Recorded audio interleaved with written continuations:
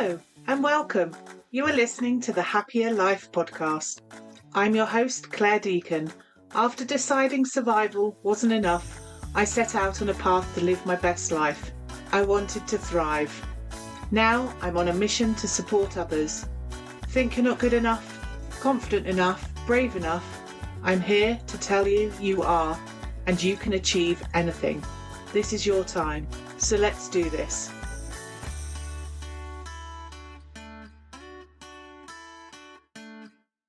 Welcome back to another episode of the Happier Life podcast. This week, I want to talk about the feelings of anxiety, stress, and overwhelm, especially at this time of year. I've been working with clients this week and catching up with my peers in business, and I'm already seeing the impact this time of year is having on people's well-being. The demands of everyday life and the worries of all that's going on in the world, on top of the demands and expectations of the season, are really a lot to bear, and we're right at the beginning. So in this episode of The Happier Life, I am going to be talking about festive anxiety, why it happens, what it looks like, and how you can support yourself so you don't arrive at Christmas Day feeling drained. Firstly, I think it's important to acknowledge that not everyone's Christmas looks the same. In my own life, Christmas has brought about very different emotions depending on my environment, those who are around me, and also the influence I have been able to have on determining my own Christmas. And obviously different things that have impacted at Christmas time for me in different years. So if I'm completely honest, how I feel about Christmas is a bit of a difficult thing for me to define. I'm simply not sure where my feelings around Christmas sit because, to be honest, it has been a roller coaster of emotions each year. As a kid growing up, Christmases were a mixed bag. Some years were plentiful, things were calm at home, and the Christmas spirit was running high. Other times, it was like a pressure cooker waiting to explode. And as I went through my teenage years, it was about getting through it, faking the Christmas cheer until it was all over. It was my grandma that made my Christmas special. She was the one that brought the Christmas spirit. Growing up, she was magical for me. She did so many tiny things that made it all seem wonderful. She would sleep over with me as a child on Christmas Eve, and we would be giggling away, snuggled up together until we fell asleep. She always gave the best presents too, so thoughtful and full of surprises. Each year I just couldn't wait to unwrap what she had brought me. A gift would never just be what you expected it. There was always an element of surprise around it. So when she passed away, Christmas just wasn't the same.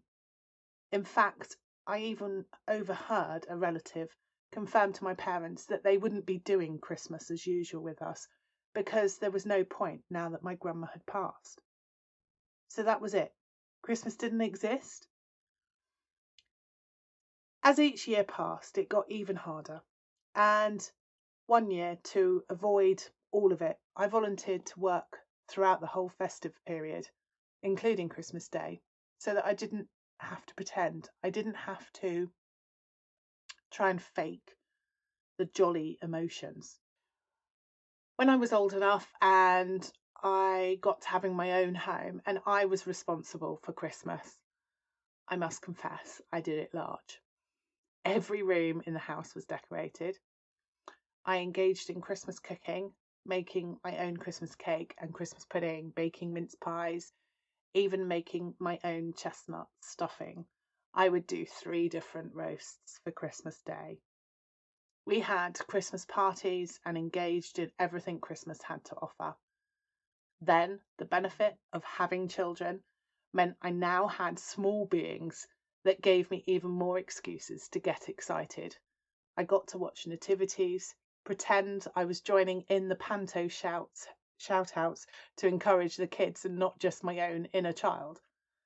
I used to wake my husband with cries of Santa's been. much to his amusement. But all that changed when my husband passed away.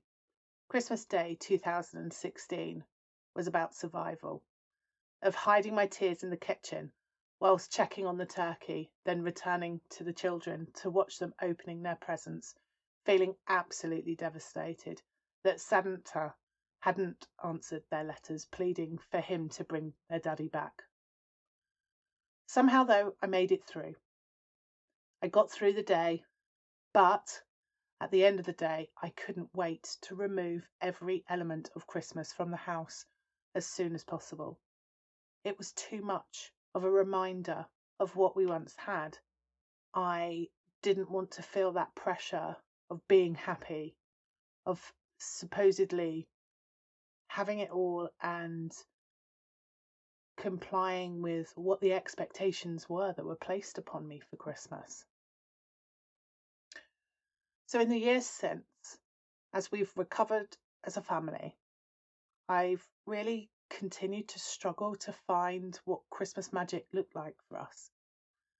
I still engaged in what seemingly is expected of me, but my sparkle wasn't there.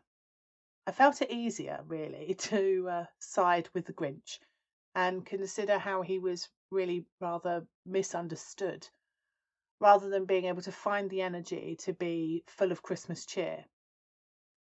And I think it was because of the image of what Christmas should look like, and it wasn't, that made it most difficult for me. Christmas should be, for me, a time that I once had. I had that picture, and it not being there for me made it really hard to find how I could create a different picture. So this year I'm making a really conscious effort to reconnect with what I really enjoyed about Christmas, but doing it in a way that doesn't cause me undue overwhelm or exhaustion. It doesn't have to be an all or nothing scenario. I don't have to have this house 100% full of Christmas magic and the alternative is not becoming the Grinch and entertaining all of that side. So there's something that will be right for me and my family that sits in the middle, that doesn't cause so much stress and overwhelm. The mess, the chaos, the not having it all together is going to be more than good enough. I get to design my Christmas. So it's the 1st of December. My Christmas jumper has seen the world. I have a small Christmas tree on my desk, and my Santa hat is hanging next to me. And this year I am doing what is right for me and my children. The focus will be about what I want to do, not what I should do. So there will be no chestnut stuffing. I hate peeling them and don't even like the flavour. Die Hard, Home Alone, Miracle on 34th Street will all be enjoyed. But every day I will be checking in with my well-being and making sure I'm looking after myself. The festive season is a very demanding time. There is a lot going on which can trigger feelings of overwhelm and anxiety, whether they're financial pressures, social expectations, relationship pressures, or the additional demands and expectations that are placed upon us. All give cause to rising overwhelm and anxiety. The financial pressures around Christmas and festive season are huge, and especially this year at a time of recession and cost of living increases. The additional food bill, presents, hosting, social activities all add to the cost. This is on top of the additional costs of the season, such as increased energy bills. The social expectations also can increase those feelings of anxiety and overwhelm. Being sociable and of having a jolly demeanour can also be triggering. If you don't demonstrate these behaviours, then you can be labelled a Grinch, lacking Christmas cheer, your bar humbug, or a Scrooge, all messages telling you you are not good enough. Also, if celebrations just simply aren't your thing, that you're not into group events, if you don't embrace the festive spirit, then you can be excluded from social events, reinforcing feelings of not being good enough. All the pictures instilled in us that Christmas is a time for family and friends, for celebration, for being cosy and warm, can make those who are feeling lonely, those who are facing hardship, trauma, or grief even more isolated. There is an increased demand on our time and our energy, fitting in more tasks, taking on more roles.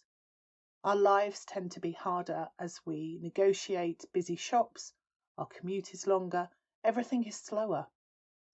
The season brings additional challenges, with colder weather and shorter daylight hours, meaning our well-being is impacted, with us getting less vitamin D and less contact with nature. We have to negotiate the additional Christmas party, the visiting relatives, the nativity plays, end of year performances, etc. It's a time when relationships can be tested. We are all under an increased pressure, and that build-up of emotion can result in us taking it out on those who we are closest to. We're often forced into situations where we are made to be in environments with individuals who have breached our personal boundaries. We are expected to spend time with people who we don't usually have contact with. In short, it's all just a bit too much. There will also be many of you who are experiencing loneliness. Perhaps you have lost someone close to you, or a relationship has broken down. This time of year can be especially difficult. And this anxiety can show up in lots of different ways. Sleeplessness, racing heart, dry mouth, negative thinking. So how can you manage these feelings over the festive period? I'm going to share with you my top 3 tips for managing anxiety, but this does come with a warning. These techniques are treating the symptom. They are not addressing the cause of the anxiety, and they will only work for so long before you'll find that the anxiety has become immune to their effect. So please, when you are ready and able, it's important to get professional support so that you don't have to manage symptoms, that the underlying causes are treated and you no longer have to be in this position. So that said, for those times when the anxiety is becoming too much to bear, here are 3 ways in which you can attempt to reduce its impact on you. So the first is a breathing technique. Yes, that's right. I want you to breathe. And you will be surprised at how bad we are at something that we do all day, every day. So try this out now, if you're able to, and it's safe to do so. Get yourself comfortable. I want you to place one hand on your stomach and the other on your chest. And I want you to take a breath in through your nose for the count of 4. Deeply enough that the hand on your stomach rises. Hold the breath for a count of 4. And then exhale slowly through your mouth for the count of 6. As though you are breathing through a straw. So very slowly, imagine you have a straw in your mouth and you're blowing the air through that straw. So that's a deep breath in through the nose for the count of 4. Hold for the count of 4. And then breathe out slowly, pushing it through the straw for a count of 6. And do this practice for a few minutes. And what you should see is those feelings of anxiety and overwhelm begin to subside. Hopefully you could feel some of the benefit of that. It's an easy one to implement. As an alternative, you can use a technique of muscle relaxation. where you take yourself through a process of tensing and releasing the muscles throughout the body. This is a technique that I use in hypnotherapy. Using the technique will enable you to recognize feelings of anxiety by noticing where in your body your muscles feel really tense and where it's more difficult for you to let go. So what you need to do is to do a body scan. So start at the top of the head, clench all of your muscles for a couple of seconds, and then release them and keep releasing them and keep releasing them, and then move on to the next set of muscles. So you can, for example, tense all the muscles in your face and then release and let them go. Then move down, working on your neck and shoulders, your arms, your hands, your fists, clench them, and then release and let them go. And then start to pay attention to where the feeling of tension is in your body.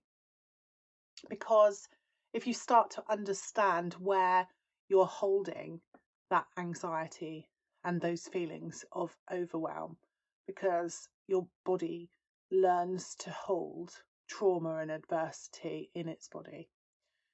By understanding where it's held, you can start to become more aware of the body's signals. And the quicker you respond to them by using some of these techniques, it will enable you to release that tension much easier. So you go through the entire body, tensing up those muscles and then releasing them and letting them go. So a third technique is to challenge the irrational thinking that comes with overwhelm and anxiety. So many of you will be well aware of what I'm talking about here. It's where you can be in a position where you start to question yourself with what ifs and what might happen, and you start this snowball effect of building up a disaster in your own head, and it's not a reality. It's a questioning system that you've gone through. So this is a technique that we use in therapy. And when you have a triggering thought, I want you to explore what that thought is founded upon. So when something is triggering you, it tends to come from an emotional place, whereas other thinking comes from rational logic. And what we need to do is slow down the part of the brain that's connected to that emotional realization and allow the rational side of the brain to catch up with it. So when you have a triggering thought, something that is questioning your worth, questioning your judgment, questioning whether you are safe, I want you to ask yourself whether the feelings that you are experiencing are based on fact or not. The fear that's coming up for you, how likely is it that that is actually going to happen? Then think about what is more likely to happen. Then if that fear is still there, think about if that fear actually did come true, how would you handle it? Think about how you would solve the problem that you are considering as potentially in front of you. By using the rational thought process, it can assist in gaining a sense of perspective over the issue that's coming up, and it enables you to gain a sense of control and grounding, which helps manage and support you in your feelings of anxiety. So hopefully those techniques will help you managing the symptoms and enable you to find some release. So just to go over, so the first one is the breathing technique, breathing in for 4, holding for 4 and releasing for 6. The second is to go through a process of muscle relaxation. And the third technique is to challenge those irrational thoughts, those fears that come up, and question whether they are founded in reality or whether they're coming from a different place, and how, if they were to occur, how you would handle them and move forward. So the other option as well is, before you get to a place where you need to use those techniques to reduce your symptoms, is managing the triggers that can cause those anxious feelings in the first place. And there are a number of ways, particularly in the festive period, where it's even more important to manage feelings of anxiety coming on. So this is just a list of things that you can start to become aware of and putting in place proactively to manage the potential of feelings of anxiety. So first of all, if those feelings do arise, from the moment they start to arise, acknowledge them, acknowledge the potential that they are going to arise, and understand what they will be telling you. And by understanding what they're telling you, you can provide the reassurance that they need. And this may help to calm them right from the outset. Second of all, it's really important. This time of year makes it a more important need for us anyway, and that's to increase your self-care at this time. So a little more love and attention. Take notice of what your needs are. Think about your routines. Make sure that you don't compromise the things that energize you for the things that you should be doing. It's really important that you keep up with your own well-being throughout the period so that you are energized and have the resilience to support you when things get more difficult. So a third tip for you is really to decide what is important to you this festive season and to establish your boundaries accordingly. Next, I want you to be prepared for situations where you are aware you may be triggered. Prioritize your schedule so you can also avoid overwhelm and burnout. Reach out for support too. Delegate things that you can, and importantly, accept help when it's offered. And here is a really important one, because I speak to so many people who, because of those feelings of anxiety and panic and feeling not good enough, they take on responsibility for other people's actions and behaviours, etc.